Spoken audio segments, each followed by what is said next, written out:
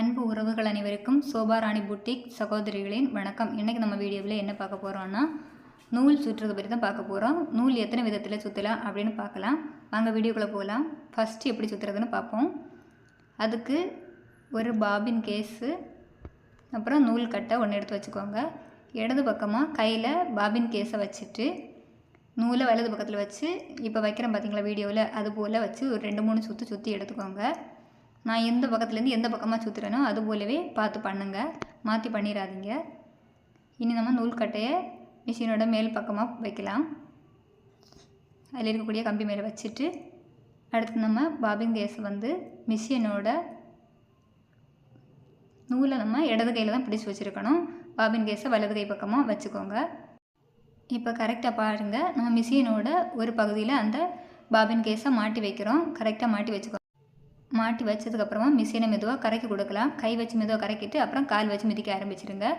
அடுத்து நம்ம பெருவிரல் இருக்குது பார்த்திங்களா, பெருவிரல் வச்சு அந்த மிஷினில் இருக்கக்கூடிய நான் விரல் வச்சுருக்கிறேன் பார்த்திங்களா, அந்த இடத்துல அமுக்கி கொடுங்க. அமுக்கி கொடுத்துட்டு அப்படியே கறங்க ஆரம்பிக்கும் போது பாபின் கேஸ் சுற்றுதான்னு பாருங்கள். பாபின் கேஸும் சுற்றும். நம்ம இதில் எவ்வளோ கழுத்தி வைக்கிறோமோ அந்த அளவுக்கு பாபின் கேஸும் சுற்ற ஆரம்பிக்கும். அப்போ நம்ம இடது கையில் இருக்கக்கூடிய நூலை கொஞ்சம் கொஞ்சமாக பிடிச்சி விட்டு கொடுக்கலாம். அது மட்டும் இல்லை, அப்படியே ஒரே பொசிஷனில் வச்சுட்டு இருக்கக்கூடாது. அதை கொஞ்சம் அங்கே இங்கேன்னு அசைச்சு கொடுக்கணும். அப்போ தான் பாபின் கேஸில் சமமான அளவுக்கு அது முழுவதுமாக சுற்றி வரும். இல்லைன்னா ஒரு இடத்துல ஏறி இருக்கும், இன்னொரு இடத்துல இறங்கி இருக்கும். அப்படி இருக்கும்போது நம்ம தைக்கும்போது தையல் ஒழுங்காக விழாமல் இருக்கும். அதனால தான் நம்ம கரெக்டாக அதை பார்த்து கொஞ்சம் அங்கே இங்கே கையை கொஞ்சம் அசைச்சு கொடுத்தீங்கனாலே அது கரெக்டான இடத்துல பிடிச்சி நிற்கும். திரும்பவும் ஒரு முறை ஸ்டாப் பண்ணிவிட்டு வீடியோ போடுறேன் பாருங்கள். கரெக்டாக பார்த்துக்கோங்க.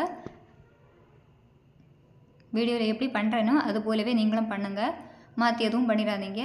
அதுபோல் நூலை கொஞ்சம் ஃப்ரீயாக விட்டு கொடுங்க. அப்போ தான் கரெக்டாக போய் கறங்கி இருக்கும். இல்லைன்னா இழுத்து பிடிச்சிட்டிங்கன்னா அது சுற்றும்போது தெட்ட ஆரம்பிச்சிடும், நூல் கூட கட் ஆயிரும். இல்லைன்னா நம்ம கையில் ஒரு மாதிரி இழுத்து பிடிச்சிட்டு நம்ம கையிலேயே கீறி விட்டுற மாதிரி வந்துடும். அதனால் ஓரளவுக்கு பொறுமையாக நூலை கரெக்டாக பிடிச்சிக்கோங்க. பிடிச்சி கொஞ்சம் ஃப்ரீயாகவே விட்டு கொடுங்க. நூல் சுற்றி முடிஞ்ச உடனே மெதுவாக அப்படியே மிஷினில் வீலில் பிடிச்சி கொடுங்க. அப்போ அது ஸ்டாப் ஆயிரும். ஒரு பக்கமாக வச்சு காட்டியிருந்தேன், இப்போ அடுத்த பக்கத்துலேயும் கூட மாற்றி வச்சு காட்டியிருக்கிறேன். எதுக்காகனா கரெக்டாக உங்களுக்கு வீடியோவில் தெரியணும், அதுக்காக தான். இந்த வீடியோ உங்களுக்கு பிடிச்சிருக்குன்னு நினைக்கிறேன் ஃப்ரெண்ட்ஸ். இந்த வீடியோ உங்களுக்கு பிடிச்சிருந்தால் லைக் பண்ணுங்கள், ஷேர் பண்ணுங்கள், கமெண்ட் பண்ணுங்கள். பக்கத்தில் இருக்கிற பெல் பட்டனை அப்படி கிளிக் பண்ணி வச்சுக்கோங்க. அப்போ தான் நம்ம போடுற வீடியோ உங்களுக்கு உடனே நோட்டிஃபிகேஷனில் வரும்.